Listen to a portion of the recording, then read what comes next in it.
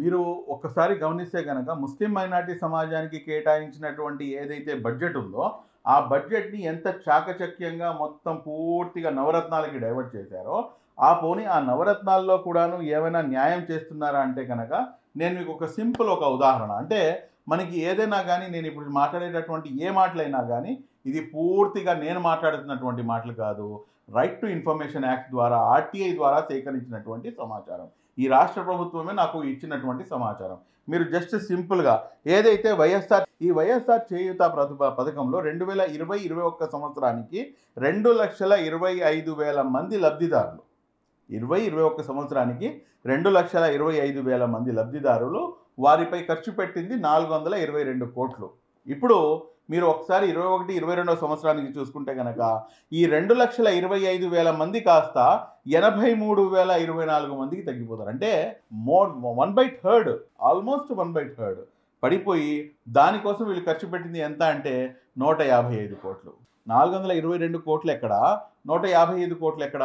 ఎంత దారుణం! ఎంత దగా! దీంట్లో కూడాను ఎంత మోసం జరుగుతుందో మీరే గమనించండి. అదే ఇప్పుడు 2022, 23 సంవత్సరానికి రండి. ఆ 2,25,000 మంది కాస్త ఇప్పుడు 42,172కు పడిపోయింది. అంటే ఎంత దారుణమో చూడండి. వారిపై ఖర్చు పెట్టింది కేవలం 79.07 కోట్లు. అంటే ఏ రకంగా ముస్లిం సమాజాన్ని నయవంచనకి గురి చేస్తున్నారో, ఏ రకంగా ముస్లిం సమాజానికి కేటాయించినటువంటి బడ్జెట్‌ని పూర్తిగా డైవర్ట్ చేసి ఈ రోజున మా నోళ్లల్లో మట్టి కొడుతున్నారనే సంగతి ఈ రోజున రాష్ట్రంలో ఉన్నటువంటి ప్రతి ఒక్కరు కూడాను, ప్రతి ముస్లిం మైనారిటీ వర్గానికి చెందినటువంటి వ్యక్తి గమనించాల్సినటువంటి అవసరం ఉంది.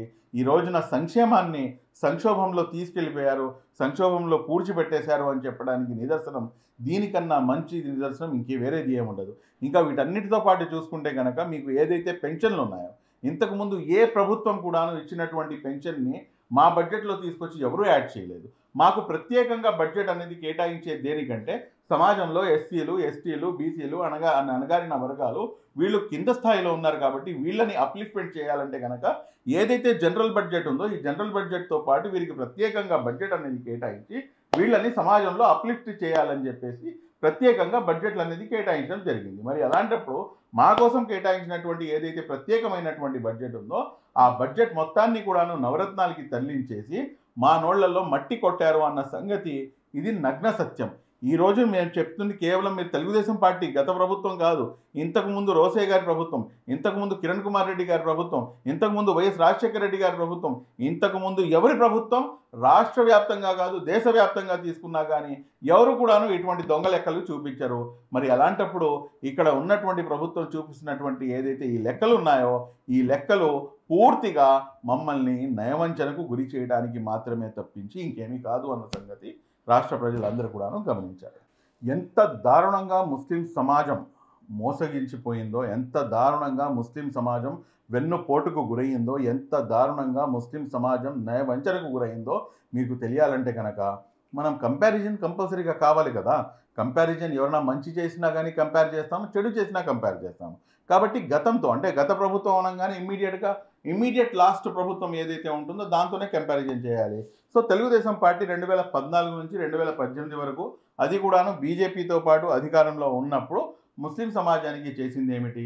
నా మైనార్టీలు, నా మైనార్టీలు, నా మైనార్టీలు, నేను పుట్టిందే మైనార్టీల కోసం అని చెప్పేసి గుండెలు బాదుకునేటటువంటి మన వైఎస్ జగన్మోహన్ రెడ్డి గారు చేసినటువంటి సంక్షేమం ఏంటి అనేది ఒకసారి మనం గమనిస్తే కనుక 5 ఏళ్ల టీడీపీ పాలనలో 5 ఏళ్ల గత టీడీపీ పాలనలో 2014 నుంచి 2019 వరకు మసీదుల మరమ్మతుల కొరకు 35.94 కోట్ల రూపాయలు, 36 కోట్ల రూపాయలు కేవలం మసీదుల మరమ్మతుల కోసము కేటాయించడం జరిగింది అన్న మాట ఇది నేను చెప్తున్నటువంటి రికార్డు కాదు, ఇది మీకు ఆర్టీఐ ఇస్తున్నటువంటి రికార్డు. దాని తర్వాత ఇప్పుడు ఏదైతే ఈ 5 ఏళ్ల పరిపాలనలో నా ముస్లింలు, నా ముస్లింలు, నా ముస్లింలు అని చెప్పేసి గుండెలు బాదుకున్నటువంటి వైఎస్ జగన్మోహన్ రెడ్డి గారు ఎంత కేటాయించారయ్యా అంటే 87,82,000 రూపాయలు మాత్రమే. ఇప్పుడు ఆలోచించుకోవాల్సింది మీ ఇష్టం అది.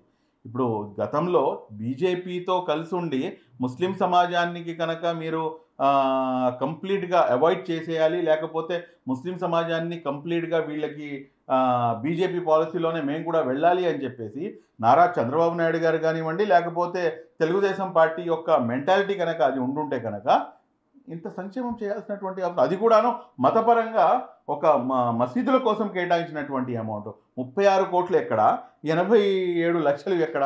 ఇది ఆలోచించాల్సినటువంటి బాధ్యత ముస్లిం సమాజం పైనే ఉంది. ఇప్పుడు రెండో అంశం ఒకసారి చూసుకుందాము. గత ప్రభుత్వం ఏదైతే గతంలో 5 సంవత్సరాలు టీడీపీ పాలనలో చూసుకుంటే కనుక రంజాన్ పండగ కోసం, అంటే మీరు ఇక్కడ మళ్ళీ పొరపడతారు. రంజాన్ పండగ కోసం అంటే రంజాన్ తోఫా అనుకుంటారేమో. రంజాన్ తోఫా ఏమాత్రం కూడా కాదు. రంజాన్ తోఫాతో పాటు సంక్రాంతి కానుక కూడా ఇచ్చినటువంటి ఘనత కేవలం నారా చంద్రబాబు నాయుడు గారిది అన్న సంగతి అందులో అతిశయోక్తి లేదు. ఈ ప్రభుత్వం అయితే ఆ రంజాన్ తోఫాని పూర్తిగా తీసివేసింది.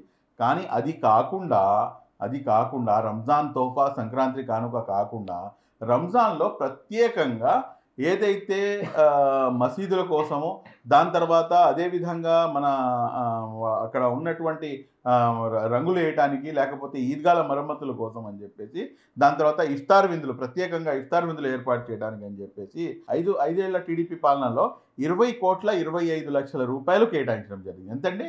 20,25,00,000 రూపాయలు కేటాయిస్తే మా the great YS Jaganmohan Reddy గారు నా మైనార్టీలు అని చెప్పేసి గుండెలు బాదుకొని అతి కష్టం మీద 1,60,00,000 రూపాయలు ఖర్చు పెట్టారు. అది కూడాను, అందులో నుంచి కూడాను గత సంవత్సరం ఏదైతే ఇఫ్తార్ విందు ఇచ్చారో ఆ ఇఫ్తార్ విందుకి ఇప్పటికి కూడాను బాటా చెప్పులు కొనుక్కొని అలా ఎవరైతే కాంట్రాక్టర్స్ ఉన్నారో వాళ్ళు బాటా చెప్పులు వేసుకొని ఇంకా తిరుగుతూనే ఉన్నారు. వాళ్ళ చెప్పులు సోలు కూడాను అరిగిపోయినాయి. మళ్ళీ ఇంకో జత చెప్పులు వాళ్ళకి కొనిపించారు. కాబట్టి ఎంత దారుణమో చూడండి. 20,25,00,000 రూపాయలు ఎక్కడ? 1,60,00,000 రూపాయలు ఎక్కడ? 20,25,00,000 రూపాయలు కేవలం 5 సంవత్సరాల్లో రంజాన్ నెలలో రంజాన్ పండగ కోసం వాటి యొక్క ఏదైతే మెయింటెనెన్స్ ఉంటుందో రాష్ట్ర వ్యాప్తంగా కూడాను దానిపై ఖర్చు పెట్టినటువంటి దాఖలాలు నారా చంద్రబాబు నాయుడు గారిది. మళ్ళీ బీజేపీతో కలిసి ఉండి కూడాను ఈయన ఇంత సంక్షేమం చేసి మళ్ళా ఎందుకని చెప్పేసి చేశారు, ఎలా చేశారు అంటే దానికి ఆన్సర్ ఒకటే. ఆయనకు ఉన్నటువంటి ఏదైతే ఇన్బిల్ట్ చిప్ ఉందో, సెక్యులర్ అన్న చిప్ ఏదైతే ఉందో ఆ చిప్పే ఆయన ద్వారా ఆ పని చేయించింది. కాబట్టి రాష్ట్ర ప్రజలే ఇదంతా గమనిస్తారని చెప్పేసి ఆశిస్తున్నాను.